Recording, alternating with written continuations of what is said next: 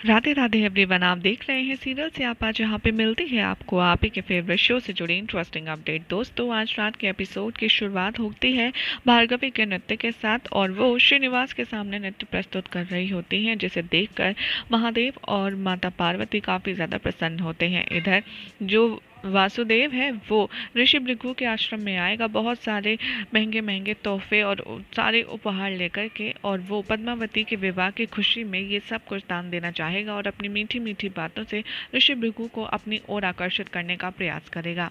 जैसे ही ऋषि भृगु से बात करके यहाँ पर उनके चरण स्पर्श करके वासुदेव जाएगा, वहाँ पर ऋषि भृगु से देखते हुए सोचेंगे कि भार्गवी के लिए वासु भी उचित वर रहेगा।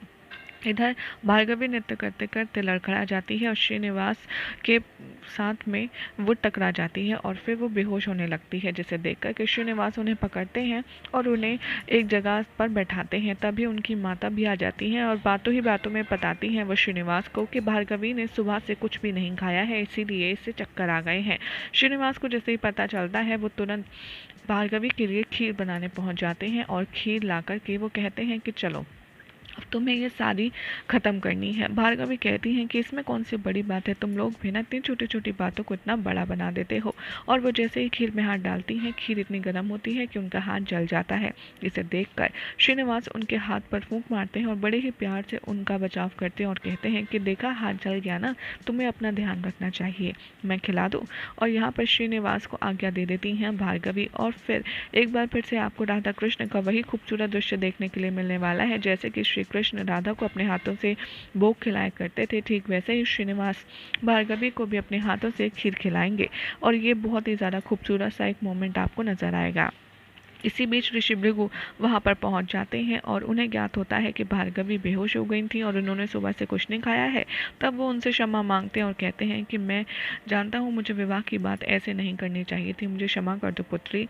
और जैसे ही पता चलता है श्रीनिवास को विवाह के विषय में, वो श्रीनिवास जानबूझकर भार्गवी को चढ़ाने लगते हैं और जिससे परेशान होकर के भार्गवी अपने कक्ष में चली जाती हैं। उसके बाद में भार्गवी की माता ऋषि भृगु से पूछती हैं कि आपने किसी वर का चुनाव कर लिया है क्या। तभी ऋषि भृगु कहते हैं कि हाँ, मुझे लगता है कि वासु भार्गवी के लिए उचित वर रहेगा। और श्रीनिवास जा ही रहे होते हैं, ये सुनकर उन्हें बहुत ज़्यादा दुख होता है।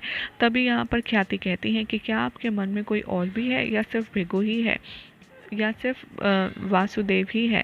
तभी यहाँ पर ऋषि भृगु कहते हैं कि हाँ, मेरे मन में एक और नाम है और वो नाम है श्रीनिवास। ये सुनकर के श्रीनिवास थोड़े से प्रसन्न हो जाते हैं और फिर वो भार्गवी के कक्ष की ओर प्रस्थान करते हैं।